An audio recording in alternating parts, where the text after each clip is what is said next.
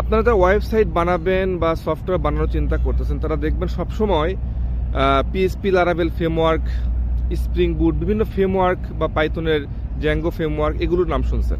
Framework জিনিসটা আসলে কি, আর ফ্রেমওয়ার্ক দিয়ে কোনো একটা প্রজেক্ট বানালে লাভই বা কী হবে?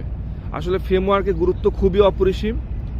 ফ্রেমওয়ার্কটা হচ্ছে একটা স্কেলিটন, যেখানে আগে থেকে প্রি ডিফাইন করা থাকে যেসব কাজ আমাদের সচরাচর সবসময় লাগে, সেই জিনিসগুলো আগে থেকে কিছু জিনিসটা ডিফাইন করা থাকে, এই জন্য আমাদের ডেভেলপমেন্টে কষ্ট কম হয়।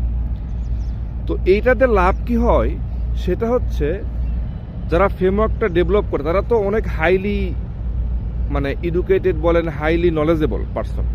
তো তারা জানে যে একটা সফটওয়্যারে কোন কোন জিনিসগুলো লাগে, কোথায় কোথায় প্রবলেম হইতে পারে। ফর এক্সাম্পল, কিছু ম্যালওয়্যার অ্যাট্রাক হইতে পারে, এসকিউএল ইনজেকশন হইতে পারে। তো এইসব অ্যাট্রাকগুলো তো দূর করার জন্য তাদের কোনো প্রোটেকশন লাগবে। তো আমি অ্যাজ এ ডেভেলপারের থেকে তারা ফ্রেমওয়ার্কে আগে থেকে এইসব প্রোটেকশনগুলো দিয়ে থাকে, যাতে কখনো এইসব প্রবলেমগুলো হয় না। এই জন্য মাঝে মধ্যে অনেক সময় ক্লায়েন্ট জিজ্ঞেস করে, ভাই আমি তো এটা আমার এখানে টাকা পয়সা হিসাব নিকাশ আছে, সো এখানে যেন কোনো সিকিউরিটি ইস্যু না হয়। আমরা কিন্তু অনেক বড় বড় প্রজেক্টও করতেছি এইসব টেকনোলজি দিয়েই, এই নর্মাল পিএইচপি লারাভেল দিয়ে, ফ্রেমওয়ার্ক দিয়ে। কেন?